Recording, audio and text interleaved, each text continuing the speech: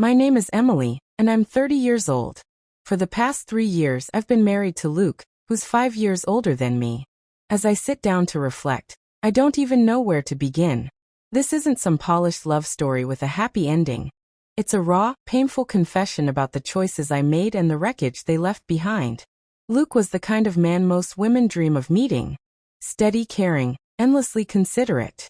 He owned a small business that consumed much of his time and effort, yet he never let that take away from us. No matter how packed his days were, he always found a moment for me. He knew how I liked my coffee without needing to ask. He'd stay up late to handle the little things I didn't even realize needed attention. His love wasn't dramatic or demanding. It was calm, unwavering, and constant. At first, I cherished that about him. His genuine devotion made me feel safe and deeply valued. But slowly, something inside me began to change. I didn't notice it right away. It crept in quietly during casual conversations with friends, when they'd describe husbands who seemed bolder, more exciting, more everything. They'd laugh about spontaneous weekend trips or romantic surprises, and I'd smile along while secretly comparing. Social media only fueled it. Every scroll showed glossy images of couples living adventurous, picture-perfect lives. That's when the doubts began. At first, just faint whispers I could ignore. But over time they grew louder. I told myself I was being ungrateful, that real love wasn't about flashy moments. Still, the unease lingered, like a storm building beneath the surface. I began to question if I even deserved the kind of love Luke gave me so freely. Did I truly value the life we had? Or was I chasing an illusion that didn't exist? Then came the night everything fell apart. It was supposed to be a carefree evening with friends, drinks, music, laughter. But the drinks kept coming, and I didn't stop. Glass after glass blurred together, until I was drowning in a haze of alcohol and restless resentment I couldn't name. When I stumbled home, barely able to walk straight, Luke was there, just like always, waiting to make sure I got back safe. But instead of feeling grateful, something twisted inside me.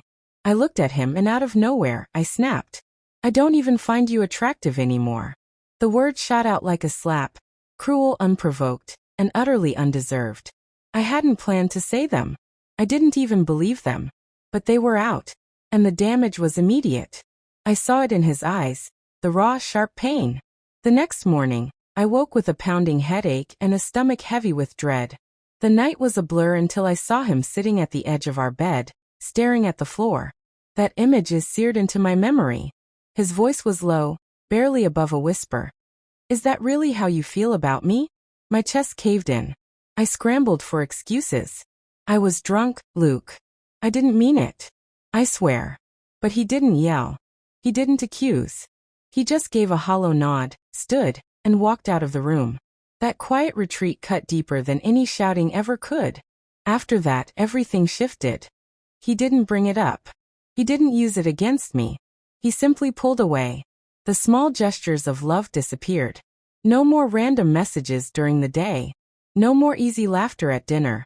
Just silence, cold and suffocating. I tried to fix it. I cooked his favorite meals, even though I never liked cooking. I left little notes in his bag, reminders of who we once were. One night, I reached for him in bed, hoping closeness might heal the distance.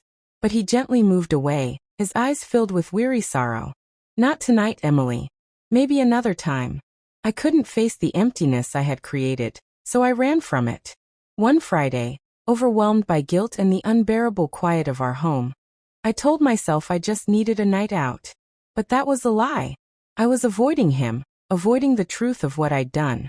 That's when I met someone else. He sat beside me at the bar, confident, charming in a way that felt unfamiliar. He smiled and said, "Rough night?" I should have walked away. But I didn't. Instead, I let his attention fill the void I had created. I let it feel good, for a fleeting moment, to be noticed, to feel wanted. Then I let him kiss me. The instant it happened, a wave of nausea hit me. It wasn't passion.